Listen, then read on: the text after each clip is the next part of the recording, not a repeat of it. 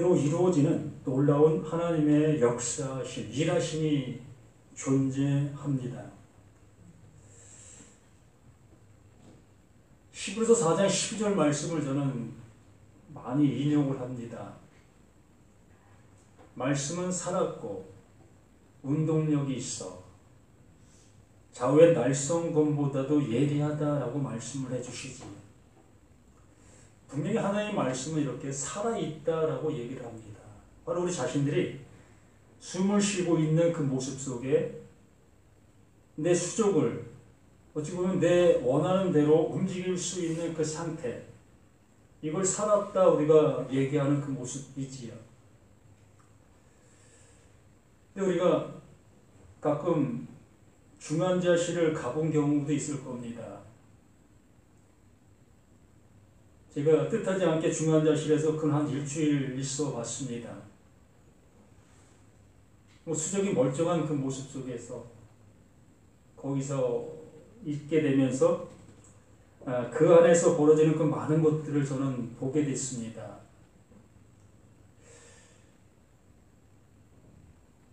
어느 분들은 손발이 묶여있는 사람도 있고 그냥 호수만 연결되어진 그 상태에서 숨만 쉬고 그 숨도 내 자력의 어떤 힘으로 쉬는 것이 아니라 기계적인 그 기계의 힘을 빌려 숨을 쉬는 이런 경우,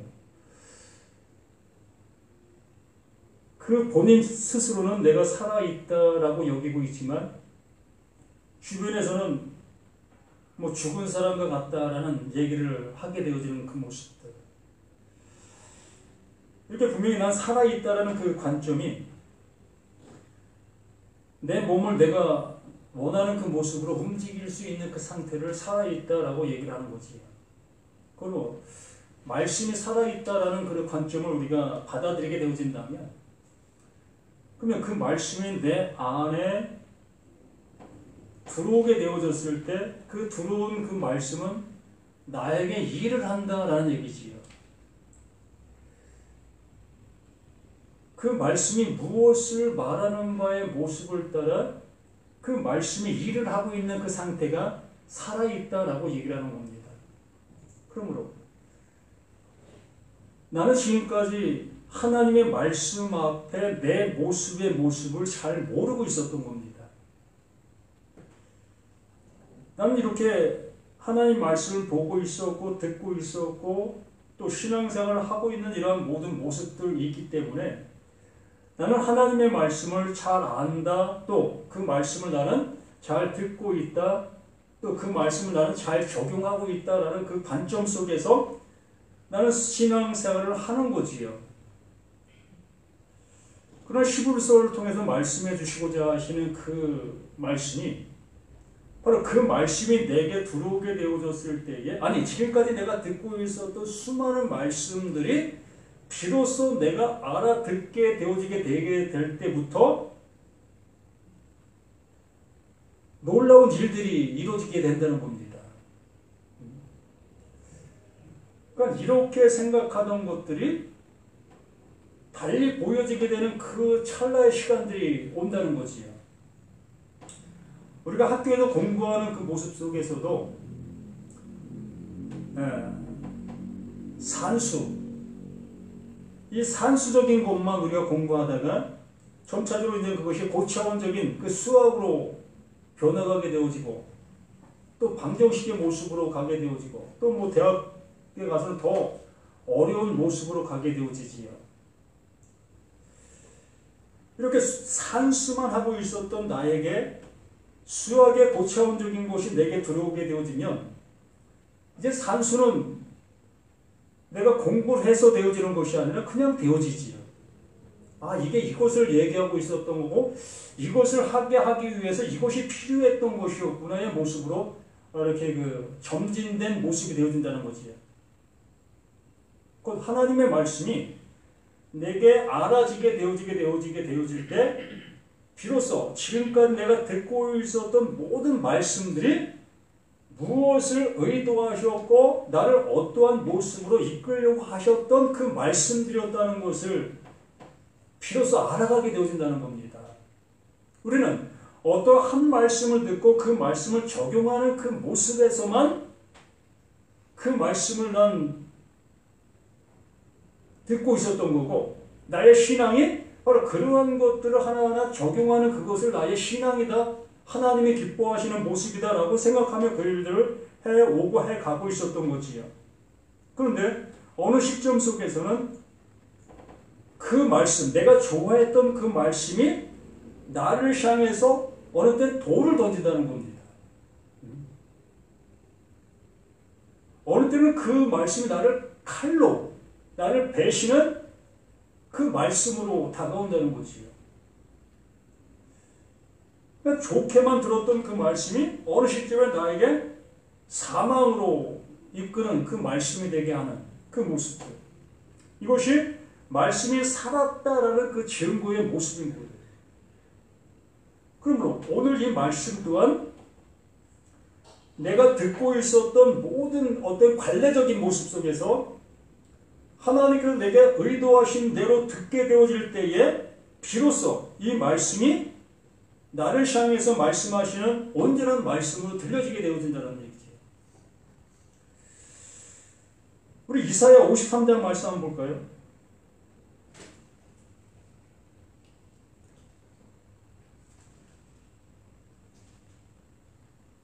이사야 53장 5절부터 말씀을 보면,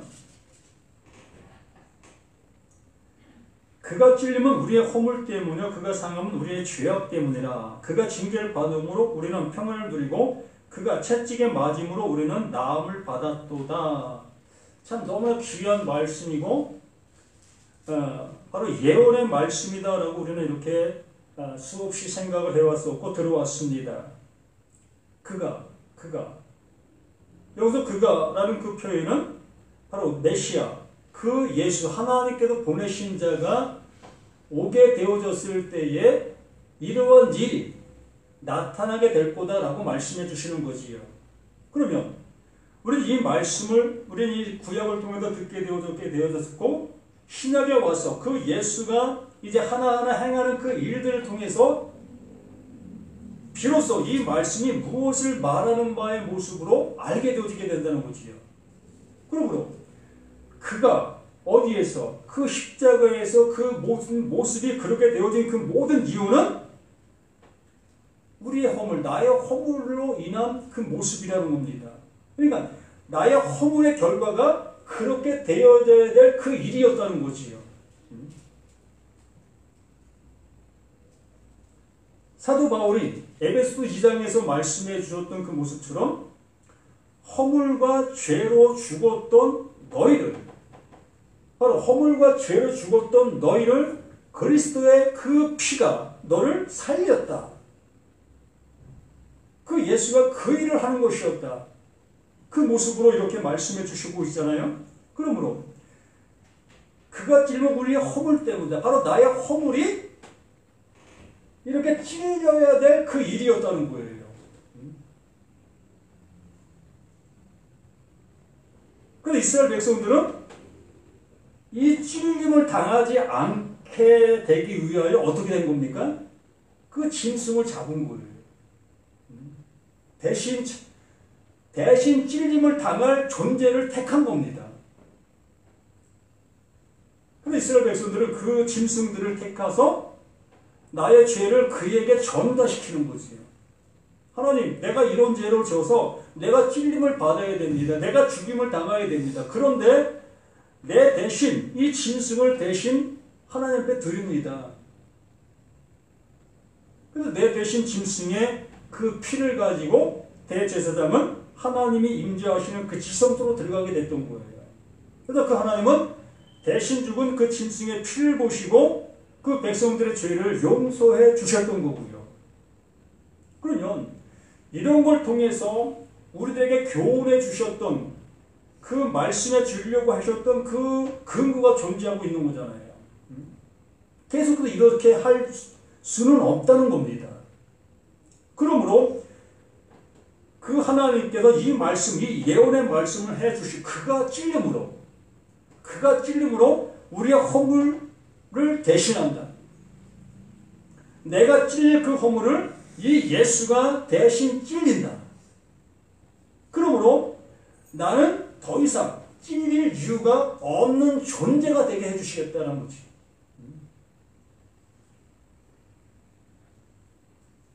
그가 상한 우리의 죄악 때문이라 그가 징계를 받으면 우리가 평안을 누리고 그가 채찍에 맞음으로 우리는 나음을 받았도다. 이 말씀에 행하신 그분의 그 모습으로 인하여 우리는 그 은혜를 받을 수 있는 존재로 나아가야 한다는 거예요. 하나님의 일하신 그 일의 결과에 은혜를 입을 수 있는 결과물이 될 수 있는 나, 너, 우리 모두가 되어져야 한다는 겁니다. 이것이 되어지지 아니하는 이러한 말씀이라면 무슨 의미가 있겠습니까? 살아있는 말씀이 아니라는 거지요. 죽어있는 말씀이지요. 그래서 살아있다는 말씀이 바로 이런 거예요. 이 말씀이 내게 들려지게 되어졌을 때에 바로 내가 이렇게 찔림을 당하고 내가 이렇게 상함을 당하고 내가 이렇게 채찍을 맞아야 되는 거구나. 하나님 앞에 내가 징계를 받아야 되는 나였구나. 이러한 모습 속에 이렇게 그가 내 대신 이러한 모습 되게 해주신다. 마가복음 10장 45절의 말씀처럼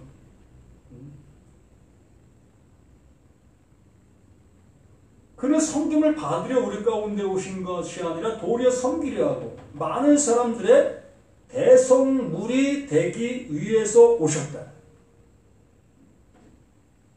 바로 나를 위해서 그 예수가 오셨다는, 하나님 보내신 자가 바로 그것을 위해서 오셨다는 거지요. 근데 6절에 그 이사야 54년 6절 말씀에 이렇게 말씀합니다. 우리는 다 양 같아서 그릇 행하여 각기 제 길로 갔다. 양은 목자가 필요하다고 해요. 저도 양을 키워본 일도 없고 가까이 접해본 일도 없습니다. 저기 어디입니까? 강원도 강릉 쪽 거기 산에 가니까 대관령입니까? 거기 가니까 양 키우는 목장이 있더라고요. 거기 가서 양도 만져봤고 양한테 먹이도 주워봤고 그랬습니다. 그런 그 시설을 만들어 놨더라고요. 근데 그 양은 목자가 인도하는 대로 움직일 수밖에 없는 그러한 존재라고 하지요. 그래서 목자가 없으면 길을 잃을 수밖에 없대요. 그래서 여기 말하는 것처럼 바로 우리 자신들이 그러한 존재라는 겁니다. 나라는 존재가 어떠한 목자, 인도하는 자가 없게 되어졌을 때는 우리는 내 마음대로 활동하고 생각할 수밖에 없는 게 우리들의 모습이라. 그래서 여기 말씀하신 대로 다 양 같아서 그릇 행하여, 이 그릇이라는 것은 제멋대로 행할 때 내 멋대로 살잖아요. 여기 계신 모든 분들 제멋대로 살지 누가 시키는 대로 삽니까? 다들 내 멋대로 살잖아요. 또 예수 믿는 거, 교회 다니는 거, 이 모든 것 또한 내 멋대로 그 하나님 말씀을 내가 지켜가고 있잖아요.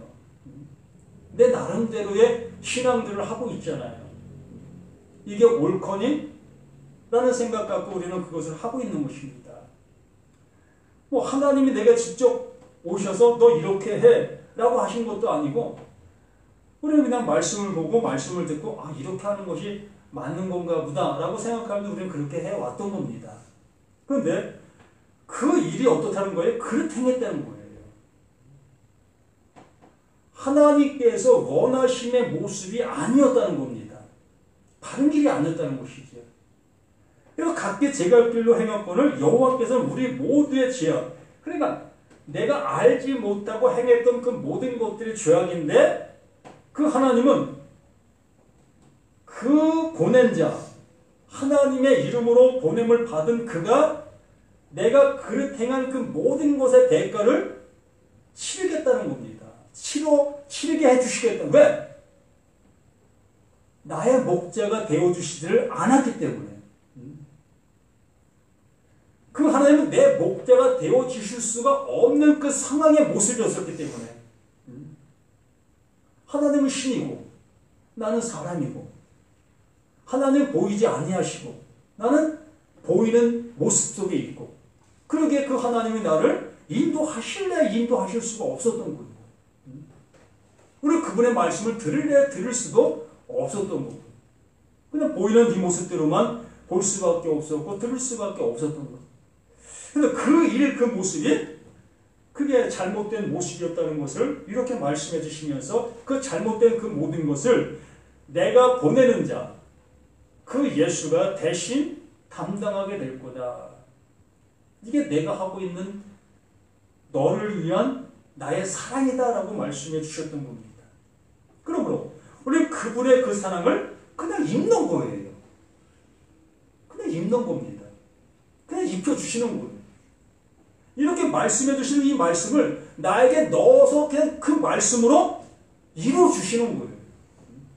그 말씀이 내 안에 들어와 나를 수술시키시는 거예요. 새롭게 해주시는 겁니다. 이 모습 속에서 이제 다시 베드로 전서의 말씀으로 가봅니다.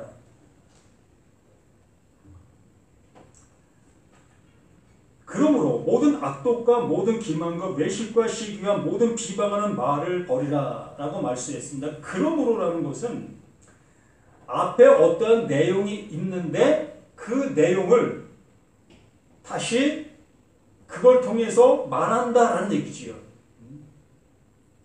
그럼 1장의 내용의 모습이 어떠한 내용인지를 우리가 아는 그 모습이어야 2장의 모습으로 이 그러므로가 시행될 수가 있는 거지요. 정말 하나님의 말씀으로 인하여 너희가 하나님의 말씀을 알아들었다면 거듭난 자가 되었다면 의 모습이 1장이었지요. 그 말씀을 옳게 알아들었다면 그러므로 모든 악독과 모든 기만과 외식과 시기와 모든 비방하는 말을 버려라 라고 말씀해 주시는 겁니다. 너의 상태가 어떠한 존재인지 알게 되어졌을 때 너 또한 이러한 모습 속에 있었지 않느냐. 또도 이러한 모습 속에 있었던 너인데 하나님의 말씀을 비로소 알게 되어지니까 그분의 은혜를 입은 너의 모습이 아니냐. 우리 자신들도 똑같은 그 모습입니다. 우리도 모든 악독과 모든 기만과 외식과 시기와 모든 비방하는 말을 가지고 있었던 거예요. 이사야 53장의 말씀처럼 나는 제 갈 길로 행하고 있었던 나라였다는 거예요. 내 멋대로 내가 아는 그 지식의 한도 내에서 우리는 그러한 삶을 살았다는 겁니다. 그런데 하나님께서 원하시는 바의 모습이 아니었다는 거지요. 그렇기 때문에 여기에 말씀해 주시는 그 모습처럼 내가 그러한 존재, 그러한 모습이었다는 것을 내가 시인하게 되어졌을 때에 비로소 이제 내가 원하는 그 모습을 나아가지 아니하고 하나님께서 인도해 주시는 그 은혜를 수요하는, 은혜를 갈구할 수 있는 그 은혜를 받으려 하는 그 모습으로 나아갈 수 있게 되어지고 또 내 눈에 보이지는 모든 사람들을 향해서 똑같은 그 마음을 갖지 않겠느냐는 겁니다. 나도 똑같은 그러한 존재였었고 똑같은 그 모습에 있었던 나인데 누구를 비방하고 어떤 모습을 향해서 얘기할 수 있겠습니까? 똑같은 그 50보 100보인데 이 말을 예수님께서 바리새인들 서기관 그 유대인들을 향해서 말씀해 주셨던 말씀입니다. 그 마태복음 23장 말씀이 바로 그 외식하고 있는 그들의 그 모습이었던 거예요. 바로 그들이 그렇게 잘하고 있었던 그 모든 모습들이 뭐다? 그게 외식이었다는 거예요. 하나님을 예배하고 하나님 앞에 제사 드리고 하나님 앞에 그 열심을 내고 있었던 그 일들 그 모습이 그 예수님이 와서 보이니 그것이 외식이었다는 거예요. 그들이 우리가 생각하는 두 마음을 푸는 자의 모습이었다라는 것이 아닌 거예요. 우리는 두 마음을 푸는 그 상태를 외식이다라고 얘기를 하잖아요. 겉모습은 남을 향해서 좋은 배려와 좋은 마음의 모습인데 그 속은 그렇지 아니한 그 모습, 이걸 외식한다라고 얘기를 하잖아요. 근데 여기서 말씀해 주시려고 하시는 그 내용은 하나님을 향해서 내가 알지 못하고 행했던 그 모든 모습들이 하나님의 말씀, 그 알려주심의 은혜를 입게 되어지니까 그 모습이 외식이다라고 말씀해 주시고 있는 이 모습인 거예요. 베드로가 바로 그 모습을 알게 되었던 거지요. 자신도 그러한 모습 속에 외식하고 있었기 때문에 그걸 알게 되어지니 이러한 모습으로 이렇게 말을 하게 되어지는 겁니다. 그러면서 갓난 아기들 같이 순전하고 신령한 젖을 사모하라. 이는 그런 말미암아 너희를 구원에 이르도록 자라게 하려 함이라. 하나님의 말씀을 통해서 구원받을 수 있는 유일한 모습이 이거라는 거예요. 그 말씀이 무엇을 말하고 있는가를 사모하라는 겁니다. 내가 지금까지 듣고 있었던 그 나름대의 모습으로 그 말씀을 듣고 나가는 그 모습이 아니라 이 말씀이 정말 무엇을 말하는가. 그 베레아 교인들처럼 그 말씀을 듣고 그러한가 그렇지 아니한가를 고심할 수 있는 우리의 신앙의 모습으로 가야 한다는 겁니다. 그래서 그 예수님이 구하라 찾으라 두드리라. 그러면 너에게 가장 좋은 것, 그 성령을 선물로 주시지 아니하겠느냐라고 말씀해 주신 거예요. 하나님, 이렇게 믿는 것이 맞습니까? 이렇게 하는 것이 맞습니까? 하나님께서 알려주세요. 하나님이 기뻐하시는 그 일이 어떤 것인지 좀 알려주세요. 라고 우리가 간구할 때에 그 진리의 성령, 그 말씀 안에 있는 그 내용을 알 수 있는 그 마음을 우리에게 주신다는 겁니다. 그걸 주실 때에 비로소 그 말씀이 나를 살리는 그 생명을 얻게 하는 그 말씀으로 다가오게 되어진다는 거지요. 지금까지는 내가 보는 그 관점 속에서 그것을 보고 그것을 행하고 그것을 따라가고 있었던 우리였는데 이제 하나님께서 말씀하시는 바에 그 마음을 알게 되어지니까 하나님이 내게 주시는 은혜의 그 은혜의 모습으로 이 말씀들이 보여지게 된다는 거지요. 이사야 목사님이 말씀해 주신 것처럼 갓길로 제갓길로 갔거늘 그 무리의 모든 죄악을 그에게 담당시키셨다. 그 예수 그 그리스도에게 나의 그 모든 허물을 담당시키시는 그 하나님의 그 사랑이 이렇게 나타난 바 되어지는 그 모습이라는 겁니다. 너희를 구원에 이르도록 자라게 하려 합니다. 그 말씀, 하나님의 말씀이 무엇을 말하는 바, 처음 먹는 그 어린아이가 그 어미의 그것이 그 아이를 살릴 수 있는 유일한 음식이잖아요. 그 아이에게 요즘엔 뭐 좋은 발달된 음식이 나와서 다른 음식을 먹어도 괜찮지만 옛날에는 다른 음식이 없었잖아요. 먹을 수 있는 것은 뭐 미음, 쌀죽 끓여서 그 미음을 주는 것밖에 그 이상 없었던 것 같아요. 유일한 음식, 그 아이에게 유일한 음식은 어미에게도 나오는 그 젖밖에 없었어요. 그게 생명줄이었지. 그러므로 이 말씀에도 내가 원하는 어떠한 다른 것이 있는 것이 아니라 그 하나님이 주시려고 하시는 유일한 그 젖이 있다는 거예요. 그것을 사모하라는 거죠. 그것만이 나를 구원에 이르게 할 수 있는 유일한 것이라는 거지. 그러면 너희가 주의 인자하심을 맛보아서 그 하나님께서 원하시는 바가 무엇인지를 알고 있다면, 그것이 말하는 바를 듣고 있다면 그렇게 하라. 정말 이사야 53장 말씀이 무엇을 말하는 바를 내가 알아듣는 그 모습이 되었다면 이제 비로소 이 이후에 나오고 있는 모든 말씀이 그것만 말하지 않겠느냐. 그 이상 더 우리가 찾으려고 한다면 엉뚱한 걸 찾을 수밖에 없지 않겠는가. 이 모습으로 이 말씀들을 바라볼 수 있게 되어지지 않겠습니까?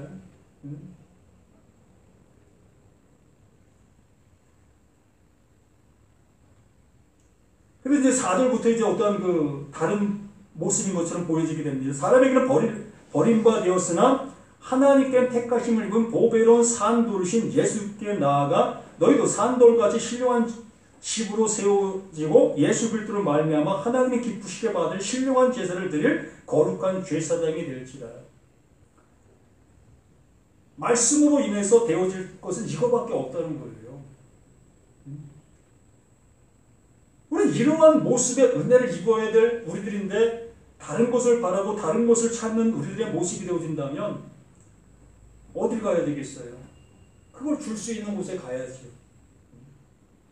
내가 바라는 것을 얻을 수 있는 곳을 향해서 가야 할 것이라는 겁니다. 하나님은 이 말씀을 통해서 주시고자 하시는 건 이거밖에 없다는 거예요. 영원한 제사장. 하나님과 영원히 소통할 수 있는 관계가 되어질 수 있는 그 존재로 이끄시는 그 일밖에 그 하나님은 그걸 막 하고 계시다는 거지.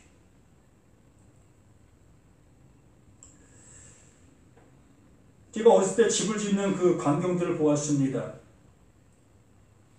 지금은 어떤 특정한 기구들이 없었기 때문에 한 집을 짓게 되어지면 그 마을 전체 주민들이 부역을 하지요. 서로 도와줍니다. 그게 두레의 모습이었던 거지요. 그래서 두레 문화가 우리나라 상당히 잘 되었던 그러한 모습이었던 겁니다. 그래서 이 땅을 고르기 위하여 큰 돌로 이렇게 8방향, 많게는 16방향 이렇게 줄을 메워서 그 돌을 들었다 놨다 해서 또 땅을 이렇게 고릅니다. 그러고 나서 이제는 이 도편수라는 이런 기술자가 돌 하나를 딱 택해서 모퉁이돌을 딱 놓아요. 이제 모퉁이돌을 딱 놓게 되어지면 거기서부터 이제 집이 시작이 되어지는 거예요. 지금도 마찬가지입니다. 어떠한 모습 속에 첫 선이 그려지게 되어질 때 그 선을 통해서 이제는 집의 형태가 만들어져 가는 그 모습처럼 이렇게 모퉁이돌이 주어지게 되어지면 그때부터 이제 집의 어떤 형태를 이루어가게 되는 그 모습. 그런데 내가 세상 사람들, 바로 내가 생각하는 그 모퉁이돌은 어떤 거? 아주 그냥 네모 반듯한 거. 내가 생각한 그거잖아요. 우리가 생각한 그거잖아요. 네모 반듯해야만 그 위에 뭘 세울 수 있어요? 기둥을 세울 수 있으니까. 그게 우리의 생각이라는 겁니다. 근데 그 하나님께서는 그렇지 않다는 거예요. 그냥 뾰족뾰족한 모난 것이 있었는데 그게 참 하나님은 그 돌을 세워야 되는데 사람들은 그 돌이 싫다고 해서 내버리는 거예요. 그래서 그 하나님은 그 버려진 그 뾰족뾰족 드러난 그 모퉁이돌을 그 돌을 택해서 모퉁이돌로 삼으신 거예요. 그러고 나서 또 뾰족뾰족한 것을 거기다 맞춰야만 그것이 되어질 수 있는 거 아니겠어요? 그 뾰족뾰족한 게 누구예요? 우리들의 모습이잖아요.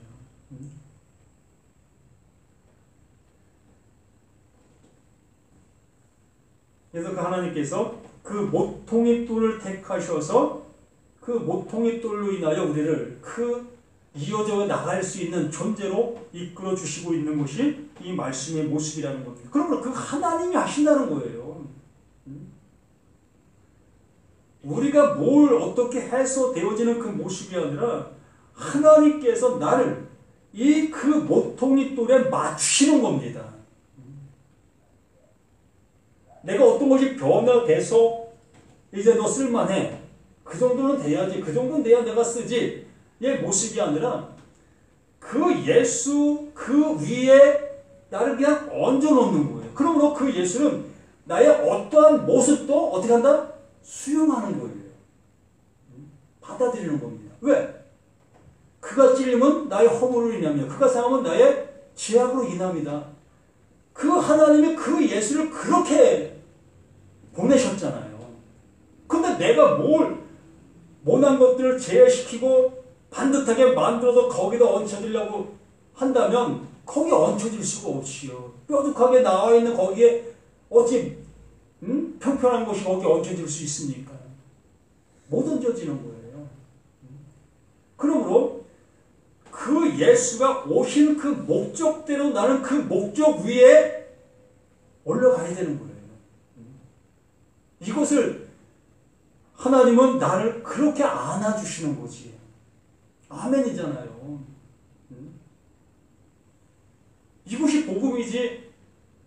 뭐 내가 다 만들어진 것을 그 하나님의 거기에 내가 얹어질 수 있는 그 내 모습이라면 이건 복음이 아니죠. 나의 노력이지요. 나의 수고지요. 나의 열심이지요. 그러면 천국도 나의 열심으로 갈 수 있다는 얘기잖아요. 믿음 아닌 나의 행함으로 갈 수 있다는 거잖아요. 그래서 6절 성경에 기록되었을 때 보라 내가 택한 보배로운 모퉁이 돌을 시온에 두노니 그를 믿는 자는 부끄러움을 당하지 아니하리라. 왜? 그분이 내 모습에 맞춰주시고 계시기 때문에 내가 어떠한 모습을 하고 있다 할지라도 그 하나님은 나를 용납해 주신다는 거예요. 긍휼히 여기신다는 겁니다. 그러므로 내가 그 하나님 앞에 와서 창피함을 당할 이유가 없이요. 할렐루야 아닙니까? 나 같은 나를 너 뭐야 너 그렇게 더러운 모습 갖고 왔어 라고 하시는 그 하나님이 아니라 그래 너 그런 모습 갖고 왔지 그래 내가 그 모습을 너를 하기 때문에 내가 너를 택한 거다 그 모습이기 때문에 내가 너를 택한 거야 라고 하시는 그 음성이 나를 그냥 내 눈물이 쏟아지게 만드는 거잖아요.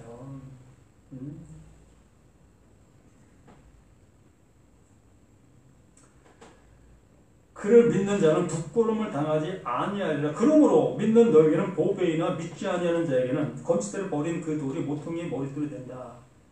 그러므로 세상 사람들에게는 내 나름대로 행하는 그 사람들에게는 그 예수는 부딪히는 돌이 될 수밖에 없는 거예요.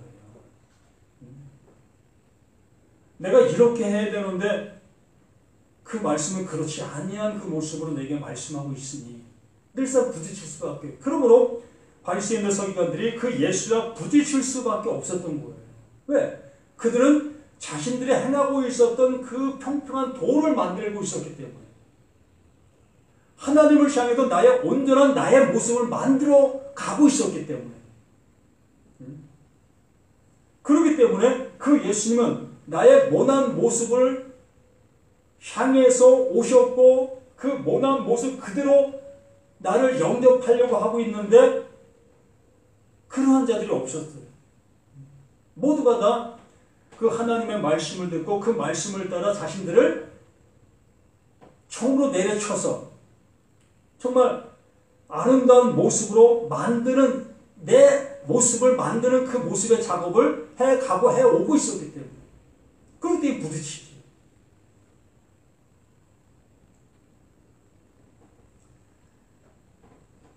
또한 부딪히는 돌과 걸려 넘어지게 하는 바위가 되었다 하였느라. 그들이 말씀을 순종하지 아니하므로 넘어지나니 이는 그들을 이렇게 정하신 것이다. 그것이 그렇게 되어진 모습이라는 겁니다. 하나님께서 하나님의 말씀이 응하게 되게 하시기 위하여 이스라엘 백성을 그렇게 하도록 만들어 놓으신 것, 그렇게 하도록 내버려 두신 거라는 겁니다. 그래야 하나님의 은혜가 무엇인지를 알게 하시기 것이니까. 그러므로 이방 사람들, 하나님을 알지 못하는 그들을 그대로 안으실 수 있는 그 모습이 되어지니까. 정말 유대인들을 안으시는 그 모습이 되었다면 이방인들은 감히 하나님 앞에 나올래야 나올 수 없던 거예요. 어떤 방법도 없었던 겁니다. 그렇게 해야만 구원에 이를 수 있는 그 모습이었다면. 그래서 10절에 너희가 전에는 백성이 아니더니 이제는 하나님의 백성이 전에는 긍휼을 얻지 못하더니 이제는 긍휼을 얻은 자. 이 말씀만 보더라도 확연하게 드러나고 있잖아요. 이게 복음이지. 안 그렇습니까? 봐요. 너희는 전에 백성이 아니더니 우리는 백성이 아니었잖아요. 하나님과 아무 상관없는 모습 속에 살았잖아요. 이러한 모습을 살던 우리들이 이제는 하나님의 백성. 그 예수가 모퉁이 돌로 오신 것이었구나. 예수가 나의 죄를 대신 지시기 위해 오셨던 거구나. 이걸 알게 되니 이제 나는 이제 그 하나님의 그 백성이 되어지게 되는 거잖아요. 그러면서 전에는 긍휼을 얻지 못하더니 왜요? 유대인들의 모습을 바라보았었잖아요. 이렇게 해야 되는 것이었어? 일주일에 2번씩은 금식해야 되는 것이었어? 정말 10계명을 내가 이렇게 지켜야만 됐던 거야? 또 600가지가 넘는 그 계율들을 내가 지켜야만 됐던 거야? 그거 보니 감히 이방인들은 마음조차도 가질 수가 없었던 거예요. 그걸 어떻게 지켜? 손을 씻는 것도 예법이 있어요. 밥 먹는 것도 예법이 있고 이런 거 하나하나 지켜나가기가 너무 버거웠던 겁니다. 그리고 유대인들 외에 이방인들은 뭐 그냥 이방 신이나 믿고 말지. 자신들이 믿고 있는 그 신만 믿고 있었던 그들의 모습 속에 있었던 거죠. 그러나 이제 비로소 그 예수가 오신 이유를 알게 되어지니까 아 바로 내가 긍휼 받을 자였구나. 강도 만난 자가 된 거예요. 아 내가 강도 만난 자였네. 그러므로 강도 만난 자에게 긍휼을 베푸시는 분이 하나님이었네. 그러면 나는 긍휼을 받을 수밖에 없는 나인 것을 보게 되는 거지.